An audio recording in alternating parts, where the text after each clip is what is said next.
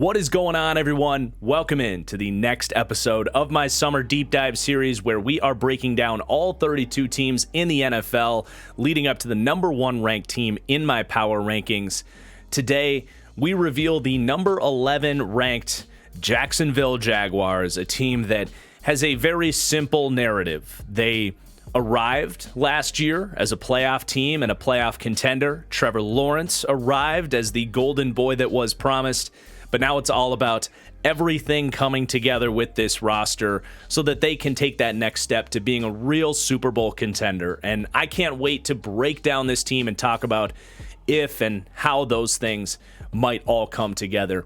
But before we do get started, a ton goes into this series. It's all I have time for this summer.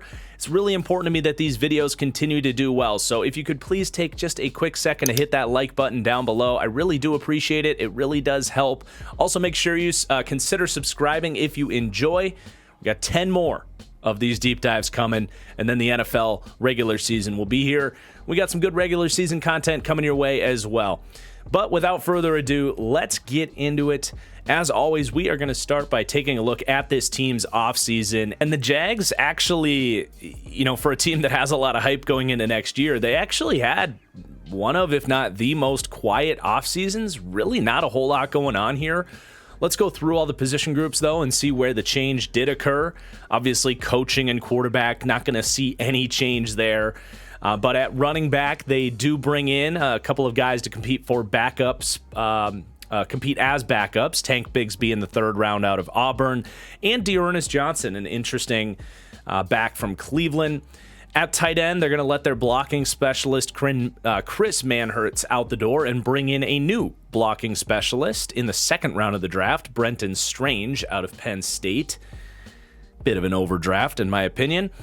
But then at wide receiver, this really is where you're going to see the biggest upgrade, I think, from the 2022 Jaguars to the 2023 Jaguars. And it's a move that they made mid-season last year, and that was going to get Calvin Ridley from the Falcons. Obviously, was suspended all of last season for gambling on NFL games. But he is back full go now. And even though they're losing Marvin Jones, I don't think anybody's going to argue that Ridley is the better player and gives them something in this room that could be a true number one wide receiver for them. So that's definitely where a lot of the excitement for the Jags getting better next year is going to come from. But they also had a nice little 6th round pick of Parker Washington. Will be nice depth at least to start things off.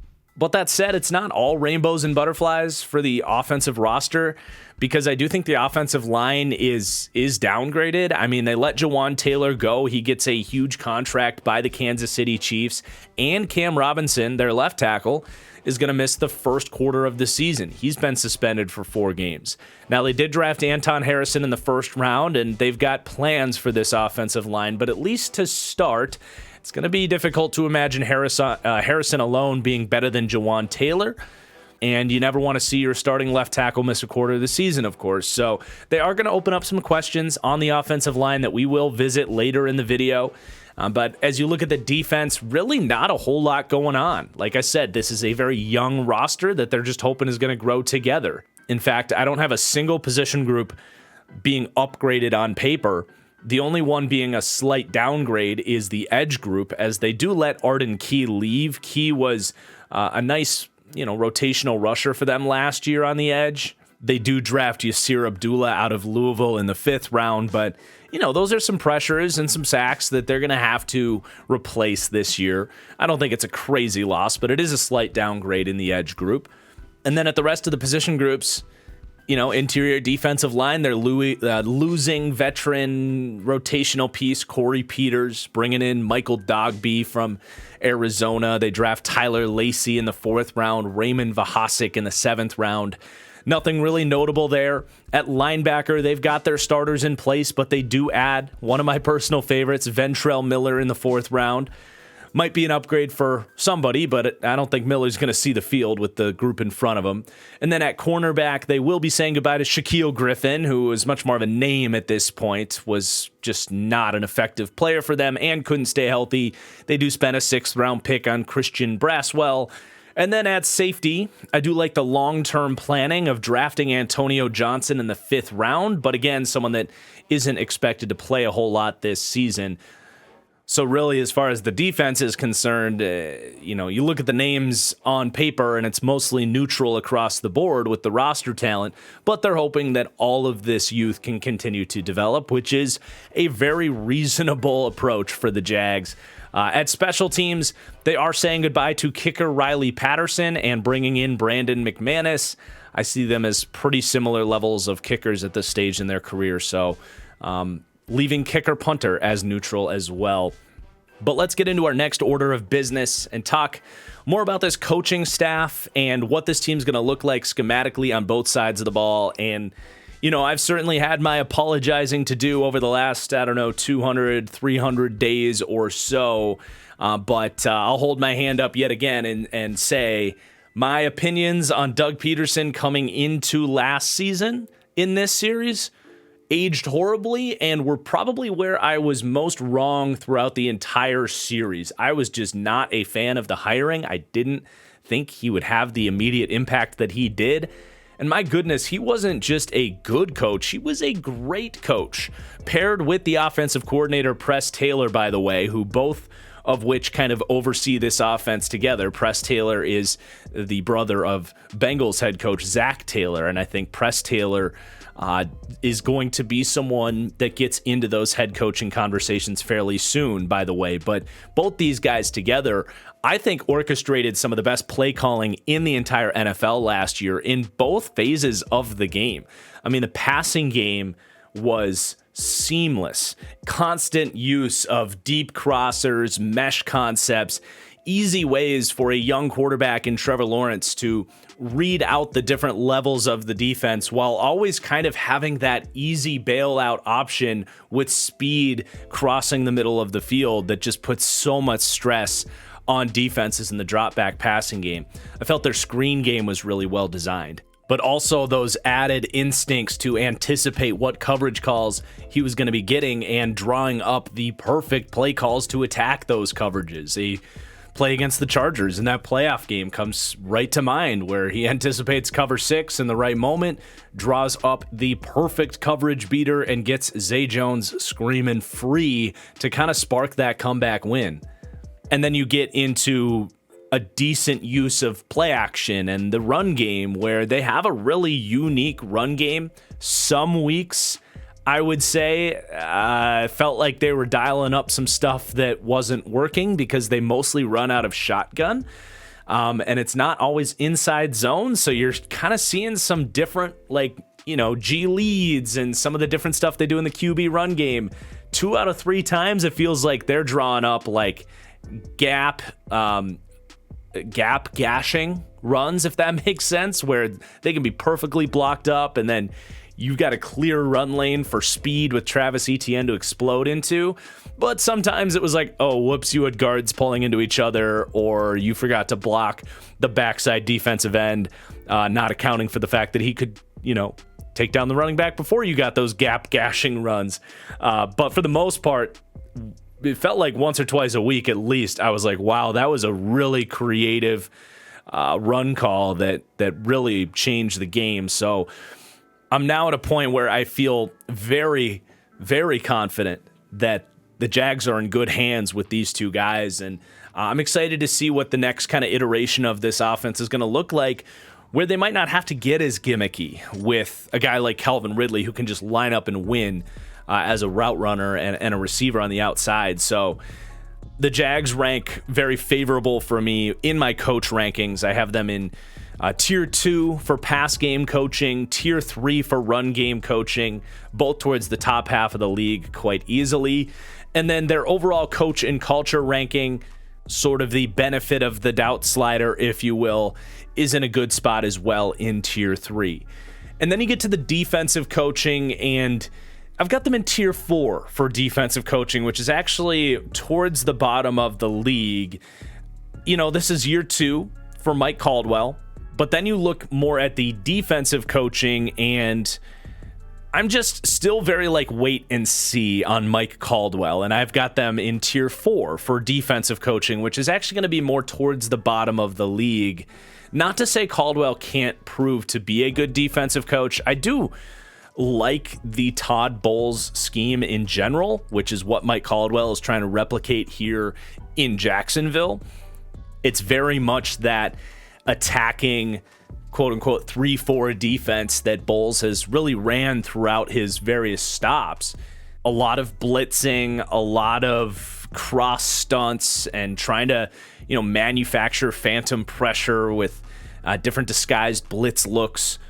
It's a lot of cover 1, a lot of, cover 3 fire zone stuff where you're quickly matching in your zones and turning into man coverage. So you want those corners that can really run and chase and play physical bump and run coverage. So, it's not a scheme that's easy to just come in and implement right away. There's a lot of moving pieces, and everybody's got to kind of understand their role within the defense, which applies to every defensive scheme, but maybe a little extra in an aggressive scheme like this.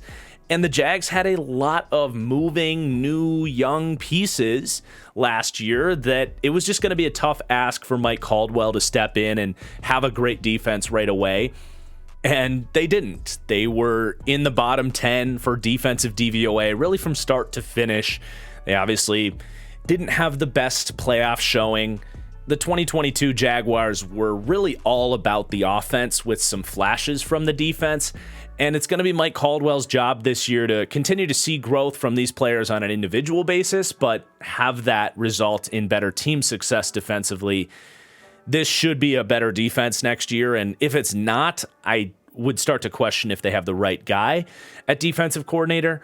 I wouldn't necessarily fire him right away, but it's, like I said, a big year for Mike Caldwell for a team with big expectations to take that leap forward, and we'll see how that goes. Now, before we get into the roster breakdown here, I got to tell you guys about the sponsor for today's video, Underdog Fantasy, where right now you can get into the largest fantasy football competition of all time.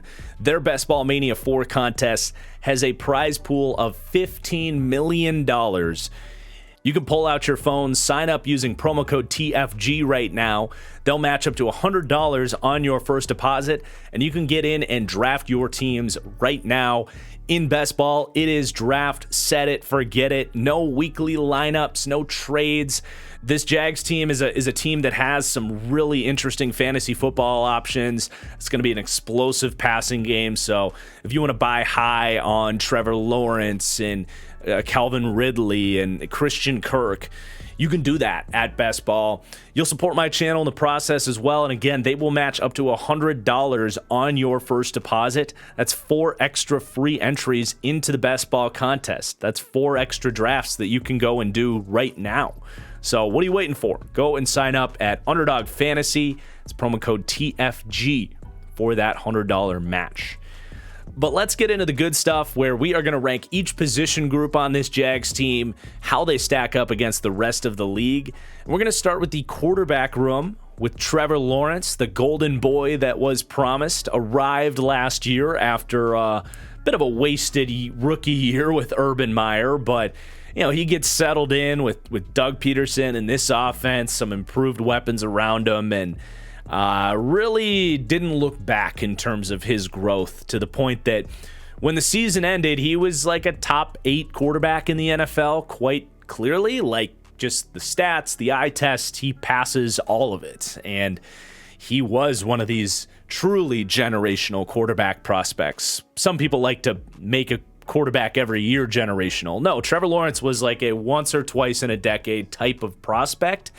And in year 2, he started to show that upside more consistently on the field. And now it's just a matter of eliminating some of the mistakes that he does make. That's really the first thing you'll call out as a weakness for him, is he still does force some stuff. He still is confused by some of the coverages he sees, and the turnover-worthy play stuff is still a little bit higher than you'd like to see before you start to entertain the idea of Trevor Lawrence as an elite quarterback.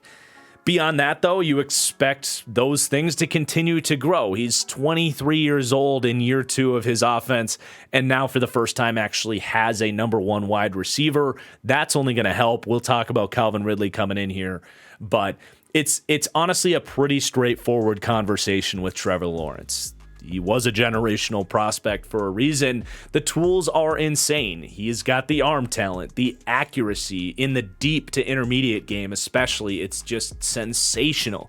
Some of the throws he makes on deep outs and posts and deep corners, you see it and you're like, there's only 5 or 6 quarterbacks in the NFL that can hit that throw consistently. And last year, for the most part, he did.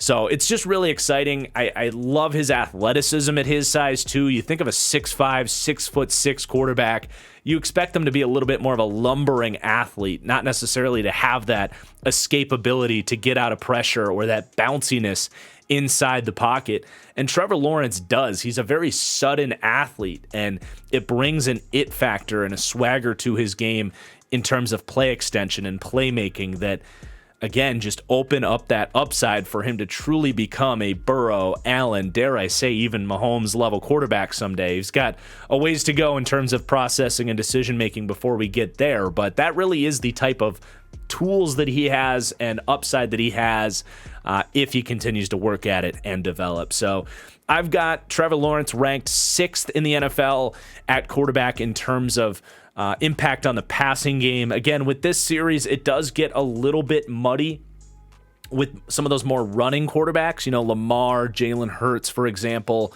We do have a quarterback run multiplier involved, and I think as a passer, you're going to see Trevor Lawrence ahead of those 2 other quarterbacks, even if the running might muddy up, like who's the better overall player.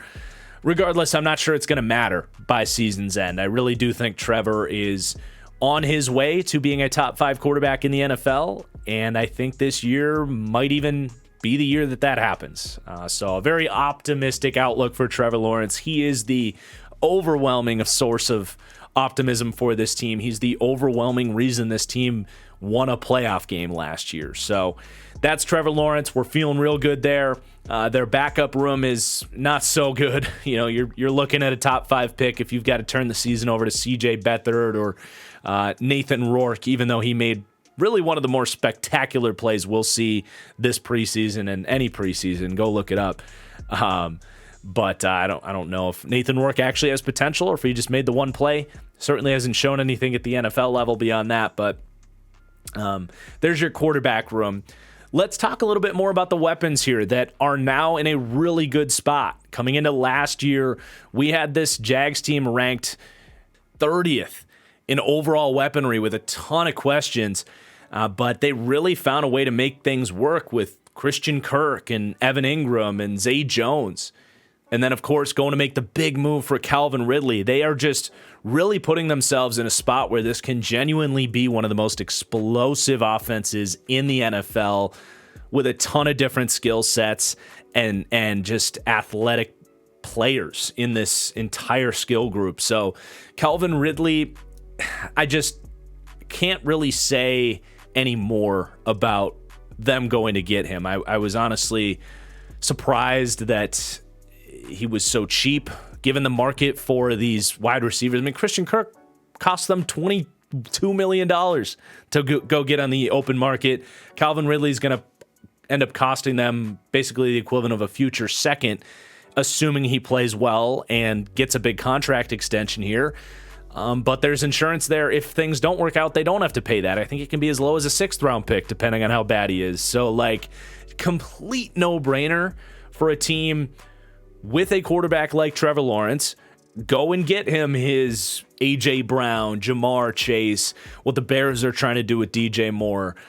There is very undeniable evidence at this point that getting that true number 1 wide receiver is arguably the best thing you can do for your young quarterback. And yeah, maybe Ridley isn't A.J. Brown or maybe not even what DJ Moore is, and certainly not Jamar Chase, but I do think his skill set is up there with what you would describe as an alpha wide receiver in terms of someone that can win to all 3 levels of the field. and run any route in the book, and that's Calvin Ridley. You pair excellent short to intermediate route running with a great release off the line of scrimmage. He is going to provide a separation level that they just didn't have last year from anybody. He can be an easy option on 3rd and 4 to get open on a slant because you have to respect him over the top with his deep speed. But not just that, the intermediate level where he can work comebackers, hitch routes, where he can stop on a dime. We've seen how good he is on dig routes and all the crossing route action that they're going to have inside this offense that we described. He's going to be such a flawless fit. And for that reason, I'm expecting complete fireworks. I even put the up arrow on Calvin Ridley. We have yet to see him kind of take that step up to being that true alpha wide receiver. Obviously, the quarterback play and his off-field struggles a year ago kind of derailed his trajectory, but he's only in his 5th NFL season here. He is 29 years old because he was, strangely enough, a 23-year-old junior coming into the league. But regardless, I really think, you go back a couple years and I was comparing him to that kind of 2019 Devontae Adams where the route running and the separation was undeniable. It's just maintaining that hands consistency in terms of drops and being more reliable to become an elite wide receiver. And as long as Calvin Ridley can be that, and I think he can, make sure he's getting some extra reps on the jugs machine. Like he can easily be a top 10 receiver in the NFL. He could easily have 1,500 yards, 10 touchdowns, and really put himself on the map. So he's definitely someone I'm targeting in fantasy football as early as I have to, basically, in your best ball drafts, you name it. He's going to have an excellent season. I'd be surprised if he didn't. But I do think that's going to come at the cost of some production for Christian Kirk. Kirk did have a really good year last year, and the Jags and Kirk really proved the haters wrong. My skepticism, along with a lot of people's skepticism, was very evident in me ranking them 30th in weaponry in the NFL, and I thought it was kind of a joke that he was going to be their best option, and they made it work. He was pretty damn good. I still don't think he's a number 1, and that's why they go and get a Calvin Ridley. I don't think they think he's a number 1, but he's clearly a talented option. He's clearly an excellent fit in this offense where they love those crossing routes. I mean, Christian Kirk on a deep cross with Trevor Lawrence's ball placement to lead him down the field on those plays was one of the nastiest combinations in the league last year. And now that's not going to be their only way to get those big chunk plays on have-to-have-it downs. But he's also great in the short to intermediate. He's a guy that's got, I'm not going to say he's built like a running back, but he's thick for a wide receiver. You can throw him a bubble screen, and he can do some really tough stuff after the catch. So he's a very nice complement to Calvin Ridley, and I just love the way this group is constructed at this point. You might deal with some drops with Christian Kirk. He's not a vertical presence on the outside. He's not a contested catch ball winner. Those were the knocks on him and when they paid him that much money. But, you got a quarterback on a rookie contract. Ridley's pretty cheap for what you're going to get for him. You're not even really sweating the money at this point, and now he's not your number 1 wide receiver. So those knocks aren't as backbreaking for your team, if you will. So got to love that. But then I think you got to talk about Evan Ingram next before you talk about Zay Jones, because he's definitely going to be the next leading receiver for this team. And you can kind of say leading receiver because he's not much of a tight end. He can put his hand in the dirt and try a little bit, but just not much of a blocking presence at all. That's been the biggest knock on Ingram throughout his career. But essentially, as their wide receiver 3, considering he's going to play from the slot a ton inside this offense, very similar with some of those Andy Reid influences with Doug Peterson to what they do with Travis Kelce, where they don't really care that he doesn't block all that well. It's got some similarities with Evan Ingram there. But Ingram at 28 years old in his 6th NFL season, and really not even until the second half of the year inside this offense, he got his confidence back as that former first-round pick that looked really promising to start his career, but really drops and a lack of ability to be reliable and come down with tough catches. It just all derailed his career along with some injuries. And this was an environment where he was allowed to play at his potential. And I think you're definitely going to get much more of that second half Evan Ingram as opposed to the old Evan Ingram. Of course, there's some risk that guy comes back, but I'm not terribly worried about it. He just was playing with a different confidence level, and the speed he brings as a matchup problem, yeah, he's got legit 4.4 speed, and teams will try to cover him with linebackers and safeties that just can't hang with him because it's just the way it is. Even if he's more receiver than he is tight end, teams are still going to treat him like a tight end a lot of the times. And he just takes advantages of those matchups so damn well. Also began to, develop a little bit more of a rapport with Trevor Lawrence. So they give him a really nice contract extension, like 3 years, 13 per. It was a big price tag, but we see the tight end market, and given his production, it makes a lot of sense. So as a third option and not a second option as he was last year, I'm not just okay with it. I love it. But then you got Zay Jones, who's your wide receiver 3, your wide receiver 4, whatever you want to call it. He himself kind of proved out to be worth it, I suppose. Someone that had a really rocky start to his career, a talented second-round pick in Buffalo that just, it didn't all make sense for him when he arrived to the NFL, but they liked what they saw from him in Las Vegas the year before, and then he was more of the same here in Jacksonville as just a reliable, good starter. He's kind of a jack of all trades, master of none type at wide receiver. He's got good, not great size, good, not great route running, good, not great hands, good, not great after the catch. Just very solid across the board. And for, again, now him to go from your wide receiver 2/3 last year to now just a wide receiver 4 and someone that's just kind of out there as an option that you almost forget about at times. Everything is getting elevated by Calvin Ridley coming in. If Zay Jones was your wide receiver 2, I have some questions. If he's your wide receiver 3, that's completely acceptable. Now, the depth after that, I will say, is a bit concerning. They do have Jamal Agnew, a converted corner that's, a return man, and he's good for the special teams. And as a gadget player, he does some fun stuff. But in terms of, is he an actual wide receiver that you can count on? No, not really. I do love the Parker Washington pick in the 6th round. I had a 3rd-round grade on Parker Washington. This dude catches everything. He's super tough over the middle of the field. He's a very similar size to Christian Kirk. He's just not as fast. But in terms of working the middle of the field, being a reliable option from the slot, you got to think if any of these receivers get hurt, Washington's got to be the guy on this depth chart that they trust.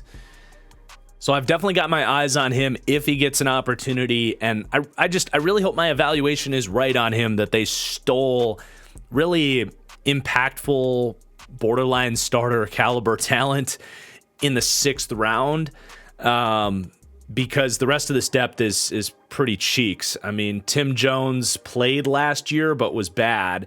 Kevin Austin was an athletic gamble on upside and traits.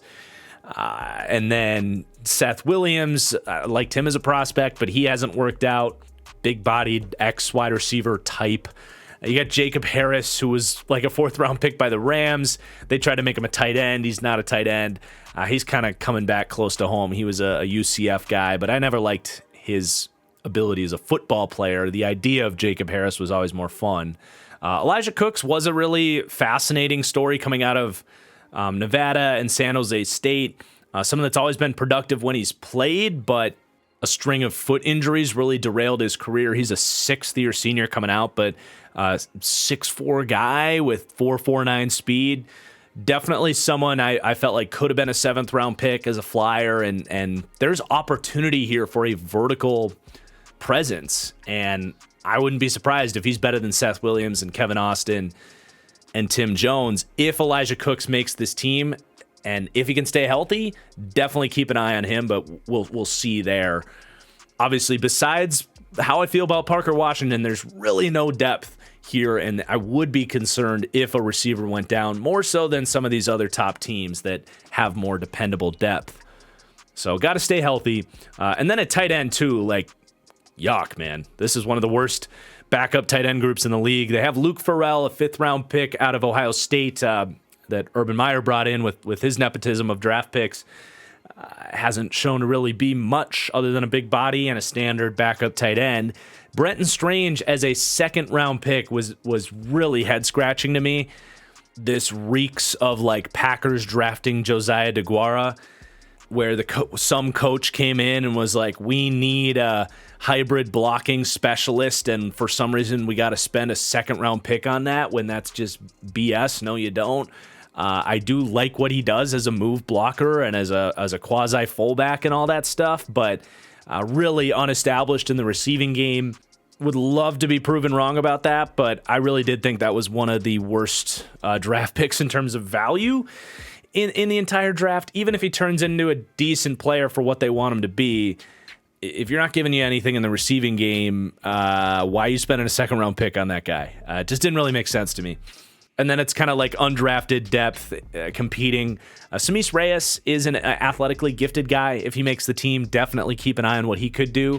His background isn't coming completely to me right now, but I think he might be like one of those basketball player athlete types that's new to football. So I do remember the name, and we'll see if he makes it. But in terms of the running backs, Travis Etienne has definitely been a disappointment in terms of the receiving game, at least relative to how Urban Meyer projected him to come into the NFL and be that impact. Not that he's been a liability or anything like that, but he just hasn't been very natural as a route runner. His ability to transition after the catch and be anything beyond like a option in the screen game and the check down game and as a swing pass target. Like, I'm not trying to dunk on him. He's fine as a receiving back, but in the grand scheme of things, he's rather inconsequential as a receiving back. In fact, Jermichael Hasty was arguably the better 3rd down back than Etienne last year. It is what it is. I'm not worried about it, obviously, but it is interesting to note. They did draft a 3rd-round pick, spend a 3rd-round pick on Tank Bigsby. That's another player I thought was a little bit overdrafted, not as bad as Brenton Strange, but I don't necessarily see the fit there for him in the receiving game. Really wasn't used in that way at Auburn, but sometimes these guys do surprise in terms of, they just weren't asked to do it in college, and maybe he is much better in the receiving game entering the NFL than we expect. But that's going to be very much wait and see. The tools are there for Bigsby to be a good 3rd down back and potentially better than what Etienne has shown, but again, very much wait and see. Not expecting anything from Dearness Johnson, Snoop Connor, or Kadri Ollison in the receiving phase. But again, 11th in offensive weaponry, paired with the 6th-ranked quarterback spot in the NFL. All of this even trending up, too. Like, if Calvin Ridley can really have that alpha-type season, be a top 10 wide receiver with this surrounding group of support, this can be enough for this really to be one of, if not the best passing games in the NFL as a whole, at least as far as the quarterback and weaponry are concerned, pairing together. But let's actually talk about the offensive line next, before we talk more about those running backs as runners of the football, because I do have some question marks with this O-line that I want to kind of stay on the topic of the passing game here for this one. Normally we would do the running backs next, but, anyway... I struggle with this one. The Jags rank 17th in pass blocking, 25th in run blocking, by the way, for the 22nd overall offensive line. There's obvious questions with this group that we're about to talk about, but I'm cautiously optimistic that by week 5, when Cam Robinson's back off the suspension, they're going to have figured this thing out and ultimately will settle in with a pretty solid to above average offensive line. But I do expect for the first few weeks, they're going to probably have to shuffle these guys around a little bit and ultimately do a good job to find out what their best offensive lineup is going to be. So as we sit here right now in week 1 of the preseason, they're listing Walker Little at left tackle, Ben Barch at left guard, Luke Fortner at center, Brandon Sheriff at right guard, and rookie Anton Harrison at right tackle. So I'm going to break them down as that group right now, but again, this could completely shuffle by week 1 and by week 3 and by week 5, especially when Cam Robinson comes back, because I think they'll want to find a way to get Cam Robinson in there. when he comes off the suspension, and I'll talk about where I think that could ultimately, how that could ultimately play out. But Walker Little at left tackle, I actually really like that. I'm curious, do they plan on benching him for Cam Robinson when Robinson comes back? It's certainly possible. I'm going to predict, though, that Walker Little plays so good in those first 4 weeks at tackle that they would be so dumb to bench him that they just won't. I'm a big believer in Walker Little. I thought they stole first-round talent when they drafted Little in the second round, and I think, especially when he got on the field last year, he looked like a tackle that can absolutely play. This is a player that in his really freshman year was a highly recruited guy at Stanford, has all the tools to be a franchise tackle in the NFL, but was derailed a little bit by injuries, and just obviously caused him to fall in the draft. But he's healthy and looks like that guy, and I think his arrow is only pointing up. I thought he was excellent in that playoff game against the Chargers. I thought his technique was pretty good coming out of Stanford, and especially in pass protection, I think it's only gotten better. So there's a small sample size there. You can't rank him too high coming into the year, but he's one of these guys that, I said I'm cautiously optimistic about this offensive line. I'm really just not that worried about Walker Little. I think he's going to be a good player for them. Not quite the athlete off the ball as a run blocker, so he might be one of these guys that's always just a little bit better as a pass blocker than a run blocker, but he does still have good core strength and can hold up decently well as a run blocker. But let's actually stay at tackle, on the right tackle, and talk about Anton Harrison, who I do expect to be their starting right tackle week 1. I like the pick. I had him as a first to a second round grade. Definitely made sense that they drafted him. I think you watch him play and his athleticism stands out. I think he's got a ton of upside as a player. You love how good he is with his hands. And I've always felt like teaching hand placement and accuracy with your hands is more difficult than teaching footwork. So I did like that aspect of it with Anton Harrison. But I do think the footwork does need to come along. He let guys inside and lost his feet more often than you'd like to see. So I do expect learning curves with Anton Harrison, just as you would with most rookie right tackles. But he's one of these guys that could easily be a solid player by mid-season with the right coaching and the right work ethic. And I don't think that's impossible to predict. But the beauty is, I think the Cam Robinson suspension was an absolute blessing in disguise for the Jags, because Robinson's just a very baseline, okay starting right tackle, a left tackle that they kind of locked into a contract.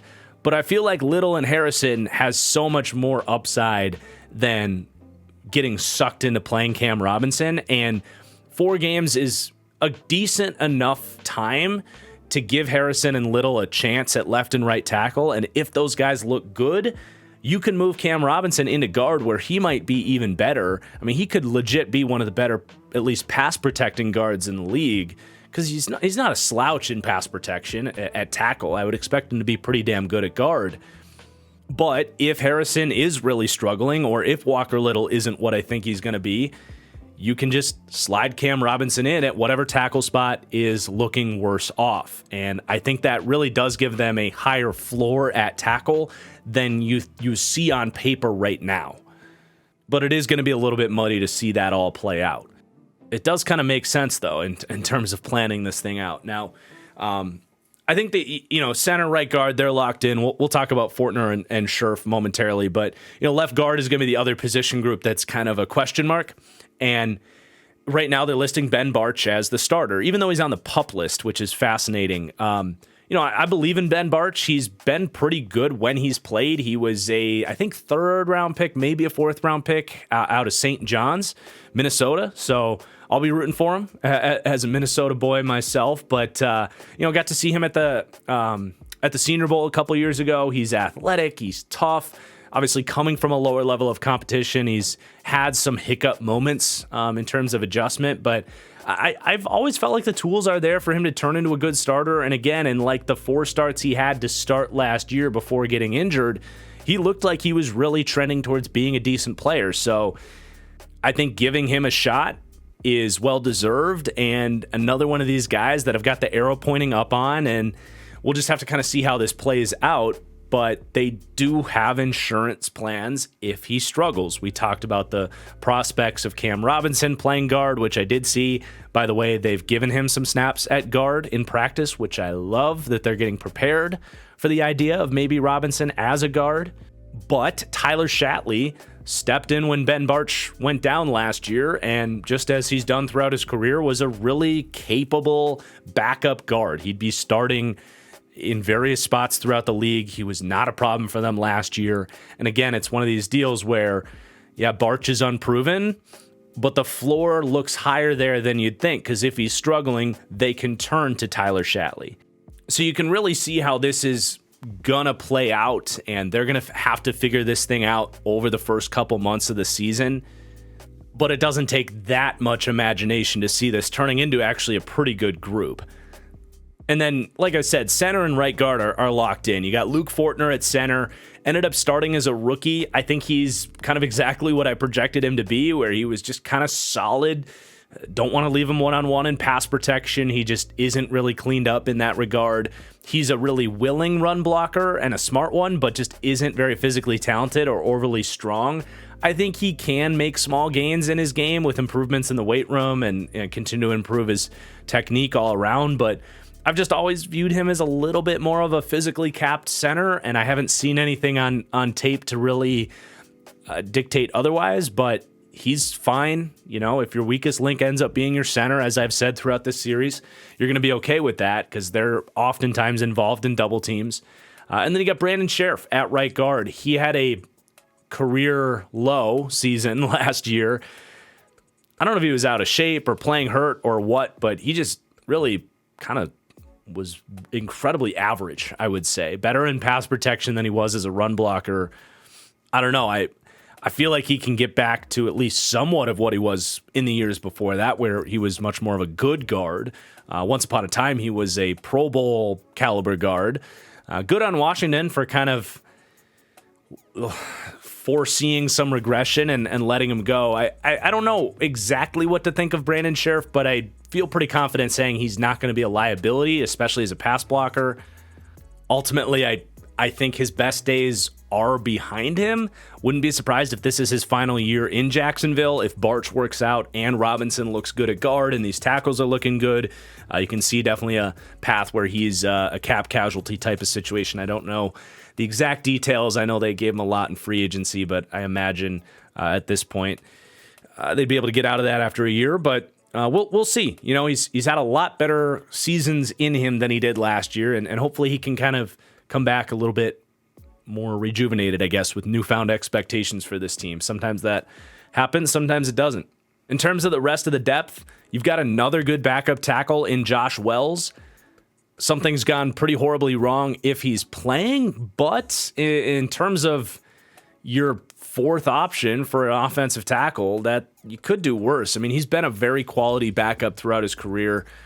I like bringing him in with all these questions involved. Like, if Harrison is a complete train wreck by week 3 and you're just waiting on Cam Robinson to get back off the suspension, you can put in Josh Wells for a couple weeks and help out there.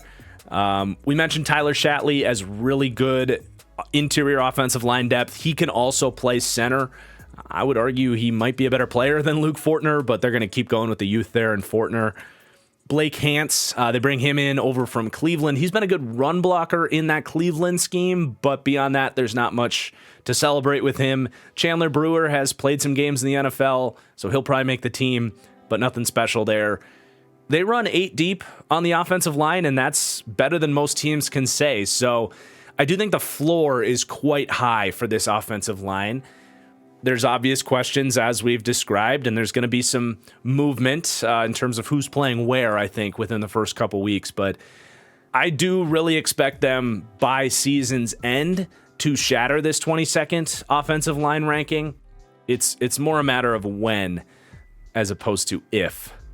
though that's, I guess, not a guarantee. They could everything could go wrong here, and this is one of the worst offensive lines in the league, I guess. But that would be a lot of different variables not working out for them. So definitely an interesting conversation with the O-line. Let's talk about the running backs here before we wrap up the offense.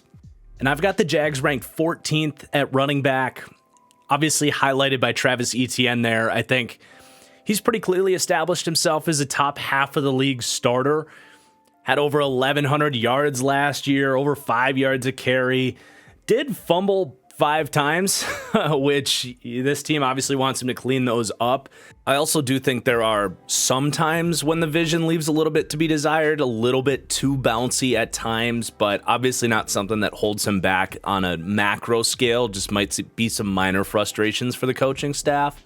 But he was also 5th in the league in missed tackles forced, with his really ability to break arm tackles and shrug guys off with the combination of contact balance and that kind of speed train running style, which I will say, talk about running style. This team has a type very clearly. I would honestly describe Etienne, Bigsby, JaMychal Hasty, and even Dearness Johnston, who they picked up from Cleveland, all as that sort of slashing style of runner where they have very quick build-up speed, good one-cut vision, an ability to kind of run through arm tackles. And in this scheme, it makes sense that they have 4 of these guys and that they have a type of runner that they're looking for.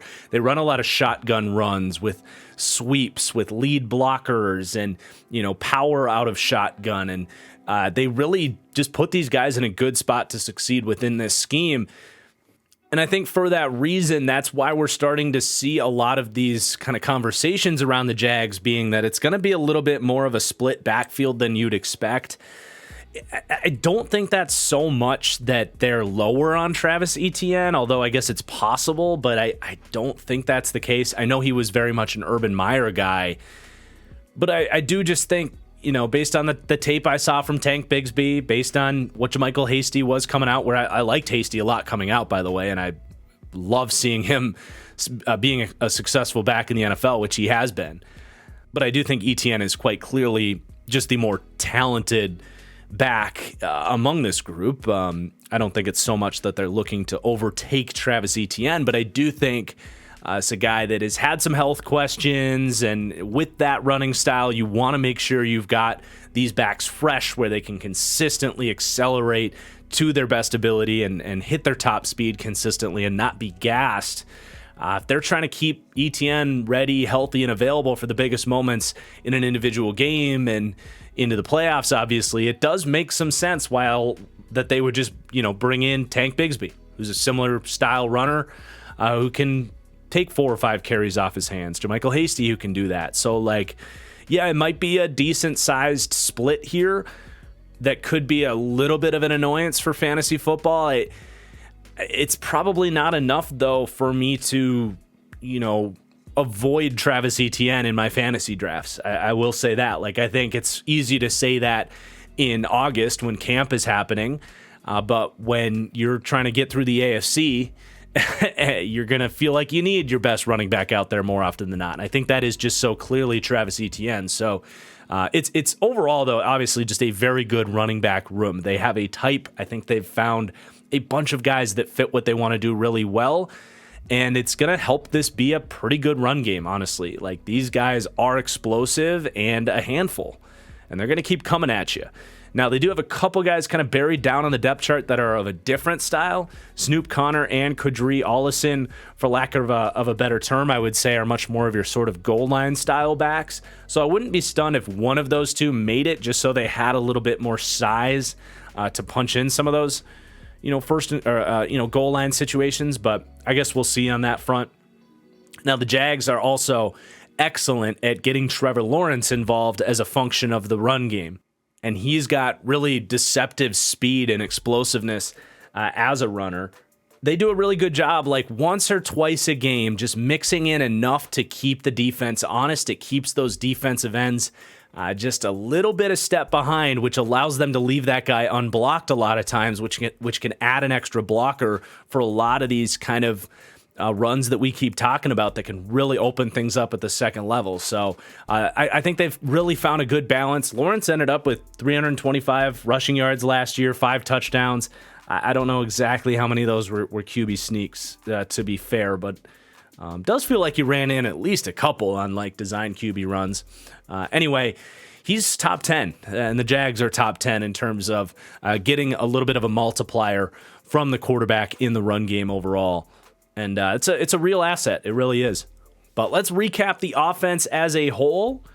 They actually come out as the 6th overall offense, 7th in the passing game, 15th in the run game. And obviously, this side of the ball is where the hype on this team really comes from.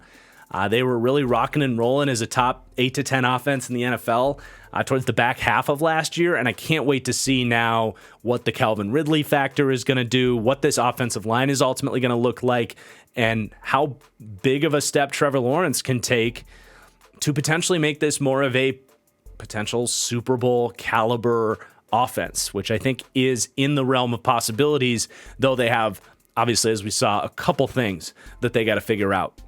But obviously the defense is going to have to hold up their end of the bargain a little bit better than they did last year if they're going to kind of take that next step as a team. In fact, this is the group I think you probably have a lot more questions about the Jags. So let's get into the group, starting with the defensive line.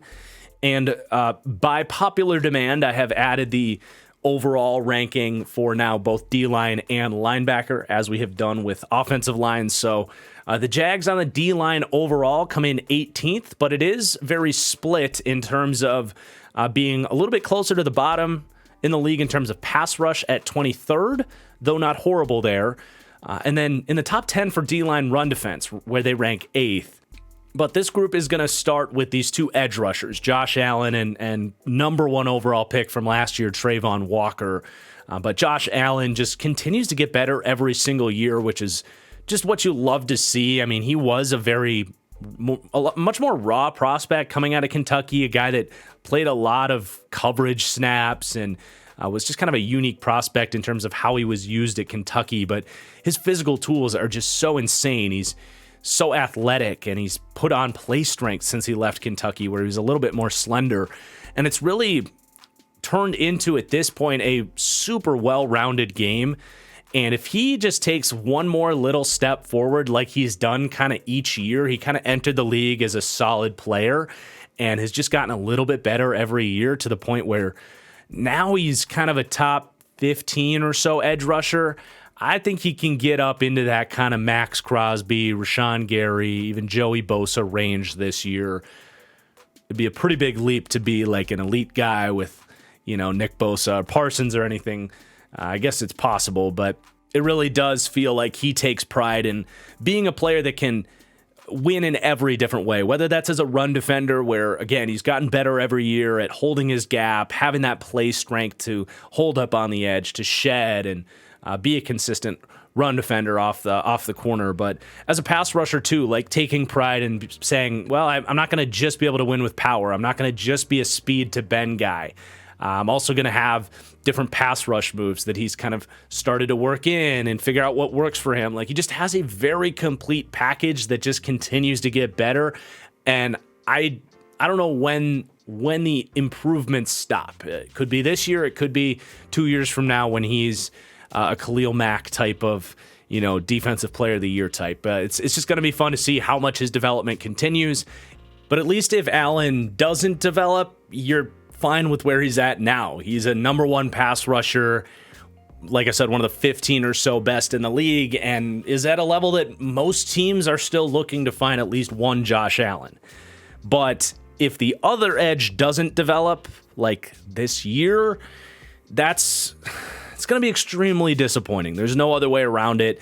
The Jags obviously spent the number 1 overall pick last year on Trayvon Walker, and it was an infamously questionable draft decision. I think everybody that took the time to watch Trayvon Walker agreed, yes, he's a very physically talented pass rusher, just as Kayvon Thibodeau and Aiden Hutchinson were, but was a guy that just did not know how to rush the passer, was not really asked to do it at Georgia, and They drafted him with slightly better physical tools than the other guys, hoping that the coaching could bring him along. And they aren't wrong. Travon Walker has the ideal prototype traits to potentially be that sort of, Micah Parsons, dare I say, Myles Garrett type of pass rusher where their tools are just so insane that you can't really block them one-on-one.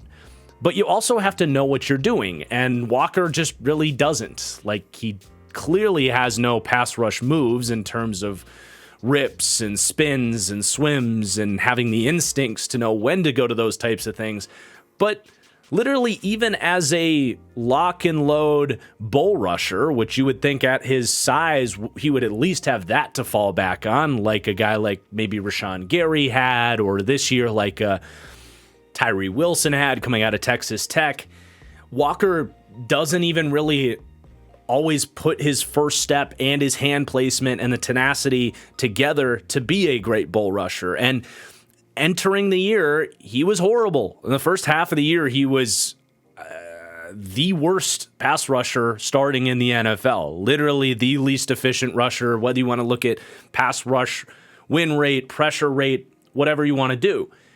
Now, as the year went on into the second half, you started to see a little bit more consistent with the power and some of the traits coming through, being able to handle these tackles. And you started to see a little bit more promise to the point that by season's end, he ended up all the way up as the 74th best pass rusher out of 126 in terms of pass rush win rate.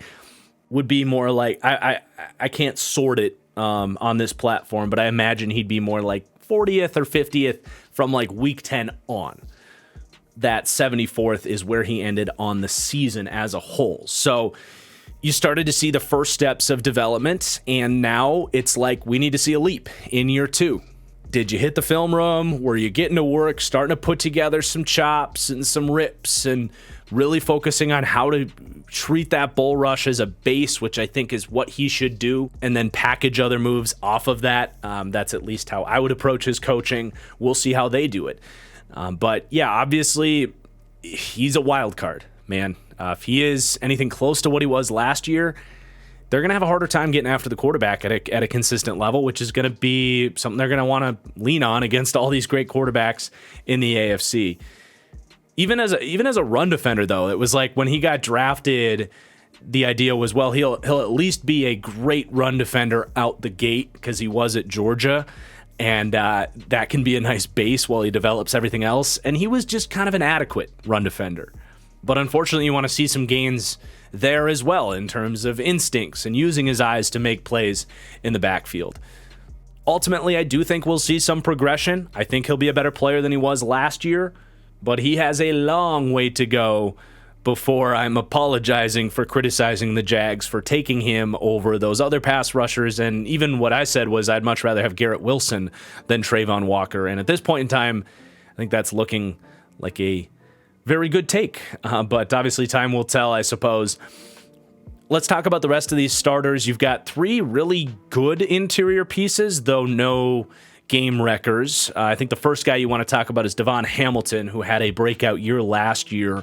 And the arrow could very well be pointing up for Hamilton. He's heading into year 4, a contract year for him where he could get a pretty sizable payday. But last year really felt like he reached that level of play strength within this new Caldwell defense that he could really defend the run at a high level. And they'd have him play nose, they'd have him play 3-tech, really doing a little bit of both. And definitely was always a part of his evaluation was that he should at some point be a pretty good run defender at the NFL level. And it seems that he's already reached that, and the arrow could maybe even be pointing up. He had 35 defensive stops last year, which is more than he had in his first 2 years combined. But what was really fascinating was that he came along as a pass rusher in a way that was pretty unexpected. Reminds me a lot of early career DJ Reader, honestly, where Just kind of first couple years was just kind of a space-eating defensive tackle, but learned how to control his blocker and get around guys a little bit more as a pass rusher. Doesn't have the natural athleticism and true movement skills to probably ever be an elite pass rusher. But if he can be a guy that gets you what he did last year, 31 pressures, maybe even a little bit more, he can really become a high-quality starting two-way nose tackle, and those are really hard to come by. So I'm a big fan of what we saw from Hamilton last year. Another one of these young players that's pretty good now, but could prove to be a potentially great player for this defense, and we'll just have to wait and see. Next to him, you have Falorenzo Fatukasi, who had a strangely piss poor season last year. Was really strange. I thought this was a slam dunk signing from the Jets, and I don't know if Fatukasi wasn't healthy or if he pulled a Kenny Golladay and got his paycheck and just hit the beach in Florida and cashed out, but grading him out where I have him now as a 77 overall player, an 80 grade in run defense. That is a complete projection that he might return to the player that they thought they were getting when they paid him, because he was getting moved in the run game, a complete non-factor. And it's really unfortunate because he was a good two-way defensive tackle when they signed him, and they were really counting on him to be that. Luckily for their sake, Devon Hamilton basically turned into the player that they thought they were getting in Fatukasi, so it might work out for them where they can, move on from Fatukasi if he's been a flop for them and just get that player in Hamilton and pay him Falorenzo's money. But man, it'd be nice to get him back and have both these guys as just good two-way defensive tackles. Both can play the nose, both can play three tech. It'd be a huge luxury to have both these guys if they can get Fatukasi kind of back on track. And I think they can. I really liked him with the Jets. But then they also have kind of a really underrated hybrid defensive end in Roy Robertson-Harris. Very similar to how they used William Golston with Tampa Bay in this same system, where they'll put him in there as like a 4-eye and just kind of let him do what he does well as a bazooka type of defensive end. Just shoot a gap, be a disruptor, use your length, get off power, follow the ball, use your eyes, cause chaos. And that's exactly what he does. Now, he's a decent run defender in terms of like gap discipline and holding his lane, but because of where they play him, there are certainly times where his size works against him there. But yeah, any down really, however they're using him, he can be a pretty solid player for them. So as a part of the starting lineup, so to speak, as their weakest link, nothing wrong with Roy Robertson-Harris. You just hope these other guys can become a little bit more full go superstars, if you will. Because outside of Josh Allen, there's just not a whole lot of fear factor going on right now. Then you get into the depth. Let's start with the edge. Dwayne Smoot, talk about underrated players. I mean, he was by far a better pass rusher than what Trayvon Walker was last year. But he's currently on the PUP, and they don't know exactly what they're going to get from him in terms of health. They kind of need him to get back healthy because the rest of these options off the bench aren't really giving you anything. And Smoot's just overall ability to win one-on-one as a rusher has been nice for this team. He's got a little bit of quickness for a big guy. He's got some power. You know who he reminds me a lot of as a rusher is like Preston Smith, where he's not the most physically gifted guy and isn't always respected as like a starter necessarily. But when he's been out there, he's had pretty similar efficiency. The rest of these guys are just complete projects, basically. I mean, Kayvon Chason in year 4, a first-round pick that's still a project. I don't think anybody's counting on him to figure it out at this point in his career, but crazier things have happened. Yasir Abdullah, 5th-round athlete out of Louisville. Interesting kind of tweener of a linebacker, about 6'1", 240. So we'll see kind of what their plans are for him. I could see a world where they want to kind of almost use him like Devin White, potentially, in that Tampa scheme. At their heart, Mike Caldwell wants to blitz those middle linebackers a lot. That's potential for Yasir Abdullah to kind of do that. Obviously, they can teach him to line up off the edge and play run defense on early downs and all that stuff, but they don't plan on needing him in terms of true edge rush snaps on pass rush downs, but I think there could be an interesting skill set there as more of a blitz linebacker. So I think he's kind of an interesting piece to see what their plans are for him. And then Jordan Smith, another one of these, I just have not really agreed with their edge selections in recent years. Jordan Smith was like a 3rd or a 4th round pick. I don't know that I had a draftable grade on him. Just another one of these length-based prospects that is entirely raw and hasn't given them anything to date. But yeah, they need Dwayne Smoot if they want some help off the edge to get healthy. And I know they just had they just had Clowney in for a visit, and I would like that signing. You know, I don't think Clowney is any better than Smoot as a rusher. But if they don't think Dwayne Smoot's going to be healthy, it would make a ton of sense to sign Jadeveon Clowney. Though I can't imagine much of a worse mentor for Trayvon Walker. Talk about a guy that had all the tools in the world as a number 1 overall pick that just didn't take those steps up with his skill. But it would be good for the team to get a guy that can play if Smoot can't go. And then the interior depth, you know, you're already talking 3 deep with those starters, so you're less worried about it, but they are pretty thin there. You know, they have Adam Gotsis, who's kind of a big-bodied 3-tech, 4-eye type. He's a decent rotational backup. Nothing wrong with that. And then they've got a bunch of these sort of like tweener athletes. They bring in Michael Dogby from Arizona, Jeremiah Ledbetter. They draft Tyler Lacey out of Oklahoma State. Sensing a theme here. Another player I thought was overdrafted in the mid-rounds. But there's physical tools there with Lacey. Michael Dogby actually did pop a little bit when I was watching Arizona tape. He graded out horribly per PFF, but I did see some splash plays from him, and I think in that sort of Roy Robertson-Harris role as a backup, there could be something there.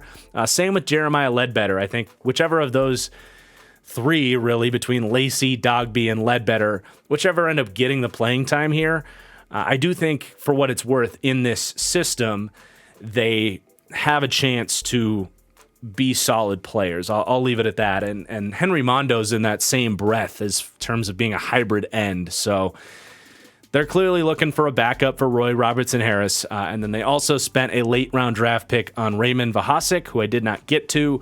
But he's the only guy with real like defensive tackle size on this depth chart. So I definitely think he makes the team, and then we'll see what he can do. So again, a pretty league average defensive line, certainly with tons of potential with Trayvon Walker alone. But 18th in overall defensive line, 23rd in pass rush, 8th in D-line run defense, where you got Hamilton. I do think Fadukasi takes a step back in the right direction. Josh Allen's stout on the edge. Walker should be pretty good. Like, this is a very complete defensive line, unless Fadukasi really is that bad again, I guess. But I doubt it, man. He can play. I don't know what happened last year. Let's move on to the linebackers. Very much league average again with upside. Very much a theme with this front 7. But you've got Foyesade Oluokun highlighting the show here.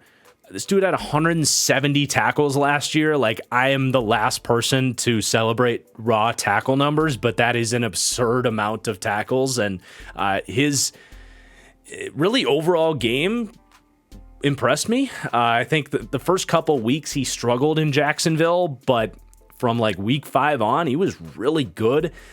His just kind of mental ability to break down the game. He's from Yale, so he's able to study tape and has the mental side of things to him. But he pairs that with insane athletic ability. I think he played safety at Yale, but now he's almost a full-size linebacker. Definitely a little bit on the smaller side, but he's done a good job to beef up and add play strength enough that he doesn't get completely drowned out against the run. Though at 6 foot 230, it will happen against certain offensive linemen, but he's done a good job to make sure that's not a weakness.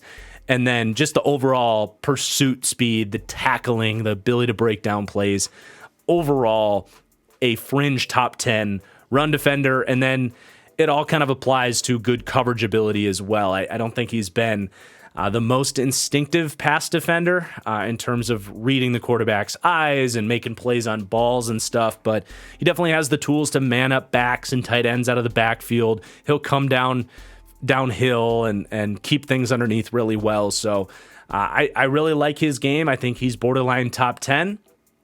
But unfortunately, your LB2 spot is up in the air. Now, similar to the offensive line, I think they'll figure this out, and by season's end, it's going to end up being more of a strength than a weakness. But right now, they're trying to figure out who's actually the better linebacker between the two guys they drafted last year of Devin Lloyd in the first round and Chad Muma in the third round. And I liked both these guys as prospects. I liked Lloyd more.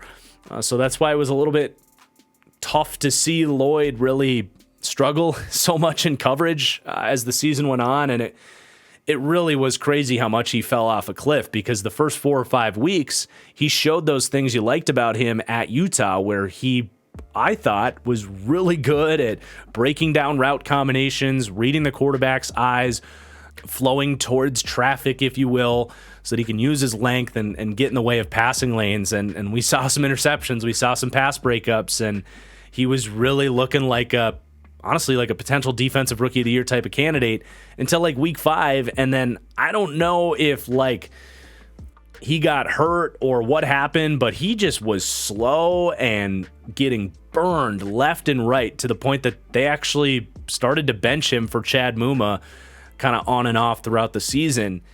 It could just be that teams picked up on kind of a lack of speed from him and just really picked on him on crossing routes. And it was to the point where he gave up about as many yards in coverage as any linebacker in the entire NFL last year when the season ended. And it got to the point where he actually gave up the most yards allowed in coverage for any linebacker in the NFL last year. So, you know, it's a tough balance. You know, they're gonna have to find a way to keep him out of those compromising situations. But he also is just gonna have to get better as a run defender too, and that's really part of the reason why Chad Muma started to get more snaps, because Muma was just the better run defender, and that wasn't a huge surprise based on the Wyoming tape. Just a more consistent tackler. You know, Devin Lloyd had tackling issues or questions coming out of Utah and missed 15% of his tackles last year. That's way too high for a starter. So, you know, if Lloyd's not going to be a great coverage player and he's being a problem in run defense in terms of securing tackles and getting to the ball, there's not a lot of reasons to say Chad Muma shouldn't be playing, or even that Chad Muma can't become a much better player, because I think you can make a pretty strong argument that Chad Muma is a faster, even bigger, more fluid athlete. And it's almost like the Hayden Hurst, Mark Andrews dilemma, where, yeah, I mean, Hurst was the first round pick and Andrews was the third round pick, but if one guy's better, you got to play him. So I think it's a good problem to have. Like, I don't think Lloyd was a complete lost cause. There still were splash plays, and you loved his instincts coming out of Utah to just be kind of a playmaker. So if he can just clean up the down-to-down consistency, I'm not giving up on Devin Lloyd, but it's like I said, it's a good problem to have an exciting young third round linebacker that might just take his job and be better. So ultimately, I think this has a good chance to end the year as a top 10 linebacking group. Right now, they rank 13th in the league because of some of those questions that are going to have to play themselves out. I've got them 14th in coverage, mostly thanks to Aluakun, and 17th in run defense. And then the backup room is pretty good too, man. I like Shaq Quarterman. He's a throwback style linebacker, really likes to play the run, loves to hit. If nothing else, he's a great special teamer to have. But I think if they want to get into kind of any 4-3 odd type of looks where they're shifting one of those linebackers on the ball, Shaq Quarterman could be an option to kind of be a thumper up in the trenches.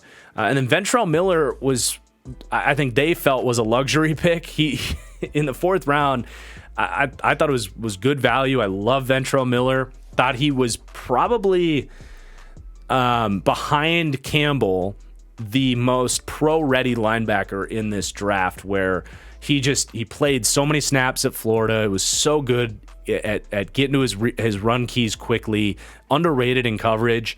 And I was kind of sad when the Jags took him, because he's never going to play here. They have 3 young, promising linebackers, and even Shaq Quarterman is a similar style player who I like. It's just, he's going to be kind of stashed here.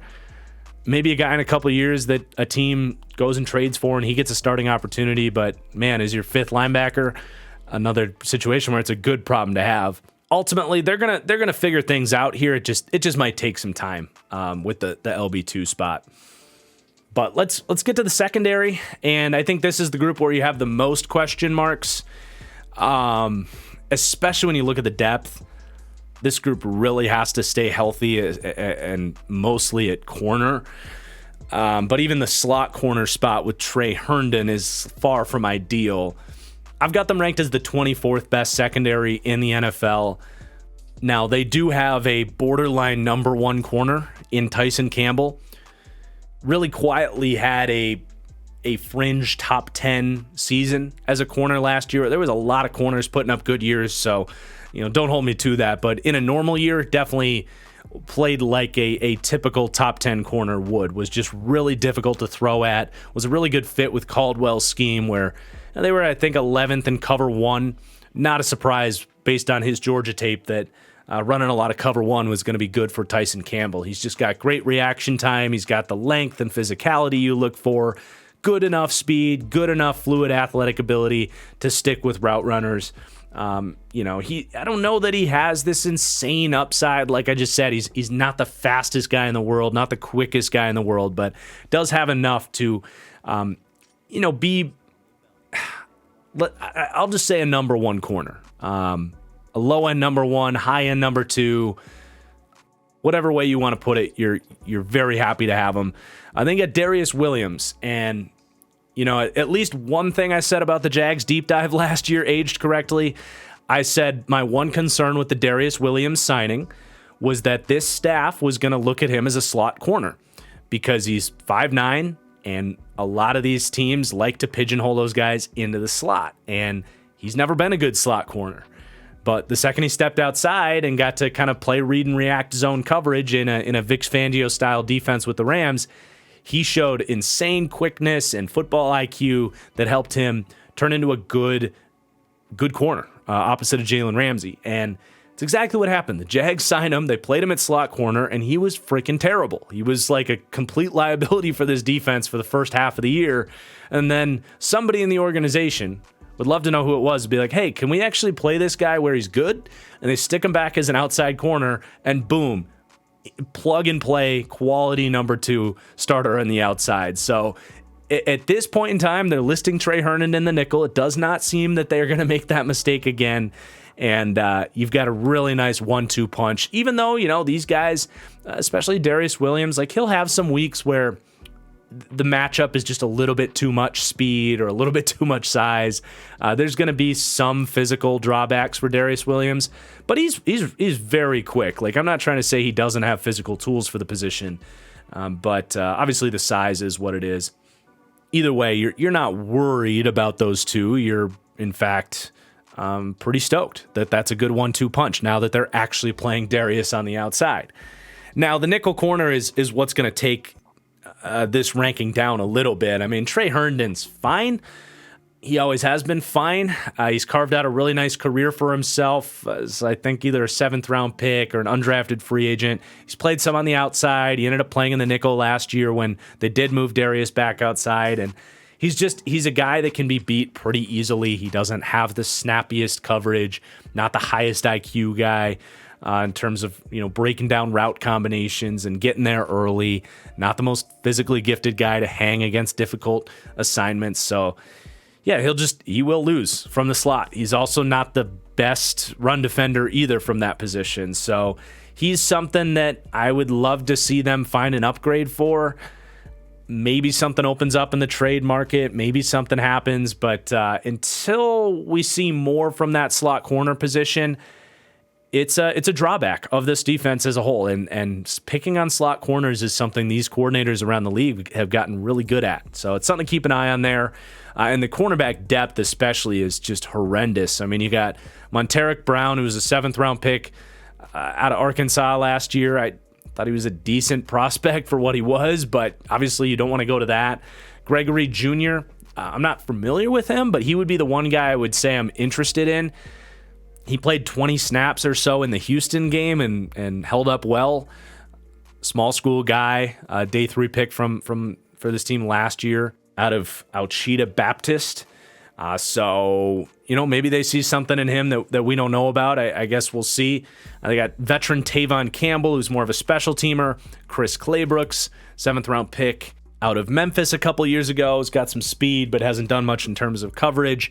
Late day 3 pick in Christian Braswell, who wasn't on my radar. So it's just a bunch of kind of slop competing for spots in terms of cornerback depth. Another team that I would love to see make a call for a Bradley Roby or something like that.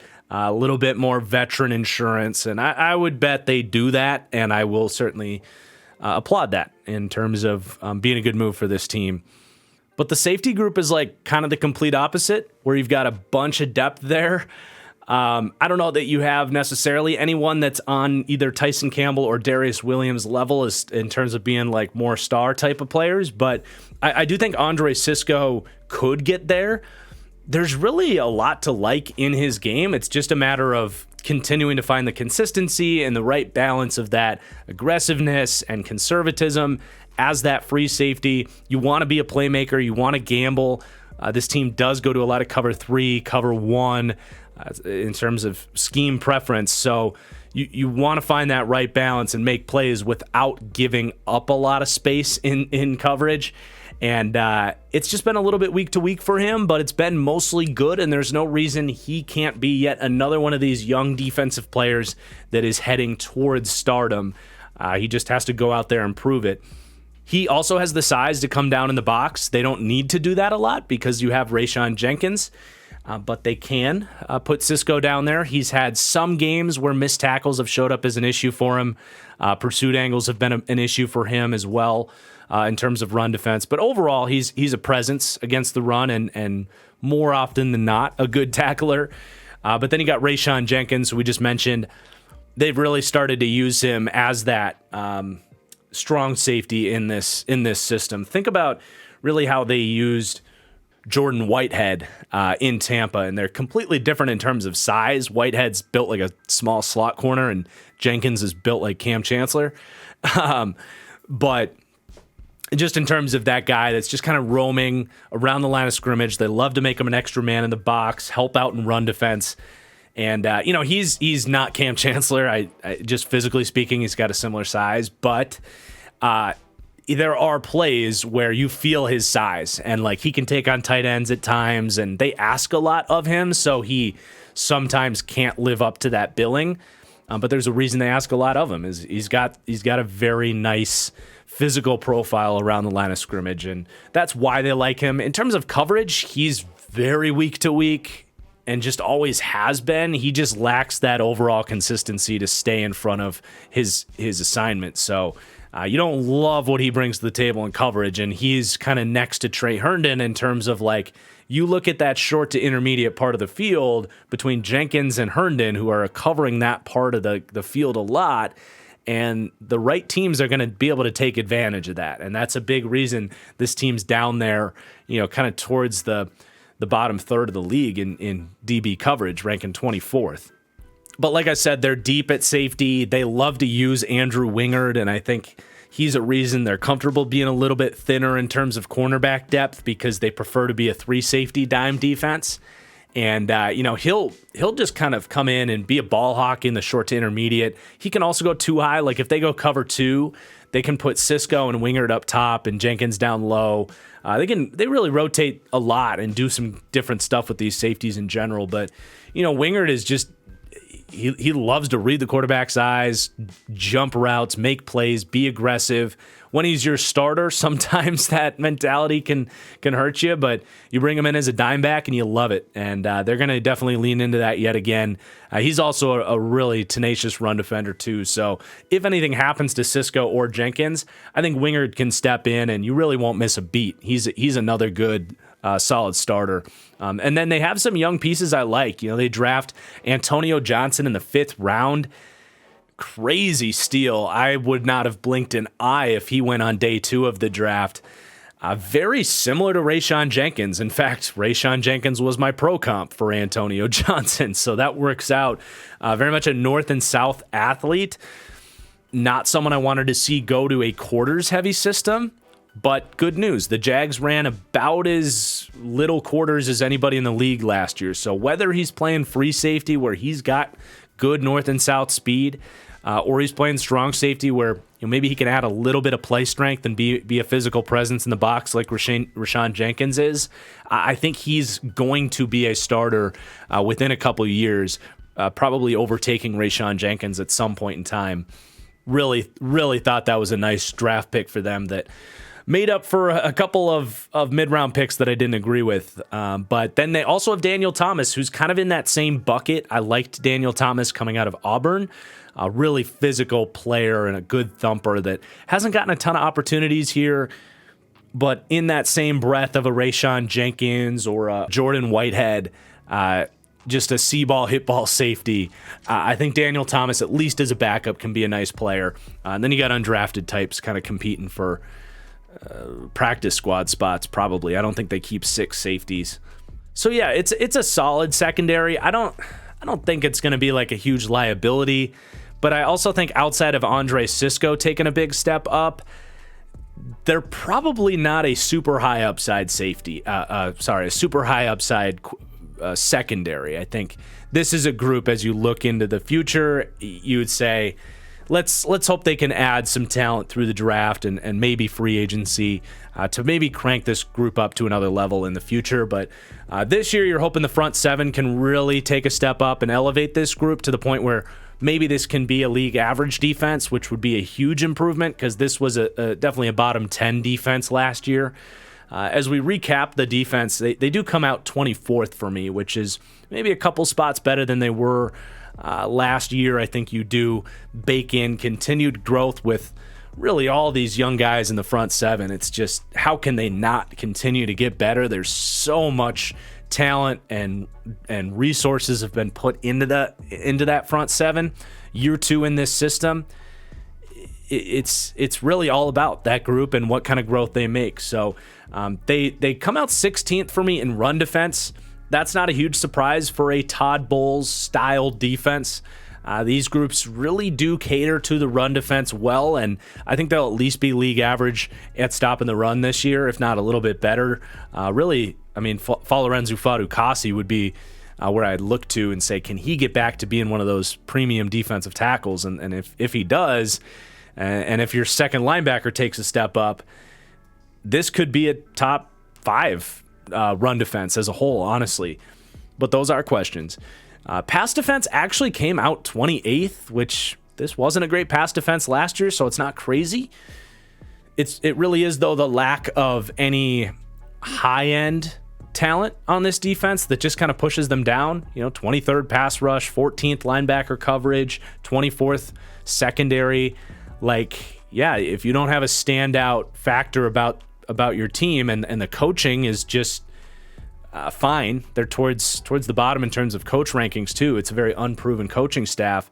It's just not enough to really elevate any area of the pass defense. So I am worried about that group, even if there's better upside than that. Overall, obviously, you are putting a lot of pressure on this offense. It's a pretty split team there. 6th overall offensive ranking and 24th overall defensive ranking. They're much more towards the middle of the league in terms of special teams. They did bring in Brandon McManus at kicker, which I think is going to be pretty solid there. You got a good return man in Jamal Agnew. They graded out pretty well there. So, no concerns about the special teams. I do want to recap their overall strengths and weaknesses here before we take a look at their schedule and their kind of win total expectations for the year. Strengths for this team are going to obviously include quarterback, where we're expecting Trevor Lawrence to take a big leap forward again this year. Weaponry, looking real good now. What a job they've done overhauling that group. Offensive coaching, I think, is a strength based on what we saw last year. So things are definitely looking up for this offense, and they were good last year too, but looking even more up. Weaknesses are going to include questions along the offensive line. I think we broke down that group pretty well and explained why it should work out, but there's going to be a lot of moving pieces and things that are going to have to go right for that to be a solid group. And there's a world where that could go south, and honestly hold this offense back a little bit from the team meeting their expectations. And then, defense, for what it's worth, they don't have a lot of glaring holes. It's just a lack of like star players. I will say slot cornerback, though, and cornerback depth in general has got to be a point of concern for this Jags team. But let's take a look at their schedule. Vegas has their over-under at 9.5 wins, and when I look at their schedule, that's spot on. My formula has them. I feel like I'm like putting on my glasses and pushing them up to my eyebrows every time I say, my formula has them calculated out at 9.5 wins, but I think it's a nice balanced way to kind of approach this thing. And I will be doing, by the way, my final official predictions, record predictions, right before the season starts. So I'll get a little bit more takey there. But I see this right at around 9.5, 10 wins. The AFC is a gauntlet, but they do have a really nice start to their schedule. You get at Indianapolis kind of before they figure everything out. I think Indy is going to be one of those teams that struggles early with Anthony Richardson and then figures things out as you go. So not just getting to go to Indianapolis week 1, but even hosting them week 6. That's a team that's given them fits, and I think that's going to be a little bit of a feather in their cap in this schedule as a whole. But you also get to play the NFC South, which is the worst of the NFC divisions. So that's going to crank you up a little bit. And you get Houston twice in your own division. So that definitely, like relative to a lot of AFC schedules, cleans things up for the Jags. And I don't think everything is going to go right for this Jags team. I think whether it's the O-line or whether it's Trayvon Walker not taking a step up, or the secondary stuff, I think there will still be some areas of this team that are still trying to figure things out towards being like a complete team. I think there will be some hiccups there. Like, I'm not betting on this team to win the Super Bowl this year. I think they're probably still a year away from that. This team was the number 1 overall pick a year ago. It takes a lot to be the worst team in football, and it takes a lot to go from that to a Super Bowl contender. I'm not saying it's impossible. I have them in my Super Bowl tier for a reason, but I'm not necessarily betting them at 28-1. As far as the over-under goes, though, like, you could convince me either way, honestly. It's not a bet I'm going to be making myself. I think there's just better values out there. But if you're pretty high on this Jags team, I would definitely not talk you out of betting on them to get to 10 or 11 wins. Like, there's real excitement here. This team could have absolute fireworks offensively. It's definitely a team that I can't wait to watch. But that is going to do it for today's deep dive. I really hope you guys enjoyed. If you did, please do hit that like button down below. I really appreciate it. Make sure you subscribe as well. Check out my other deep dives if you haven't yet. And drop your comments down below. What do you think of the ranking for the Jags here? Where did I go right? Where did I go wrong? Until next time, though, thank you for watching. We'll see you later.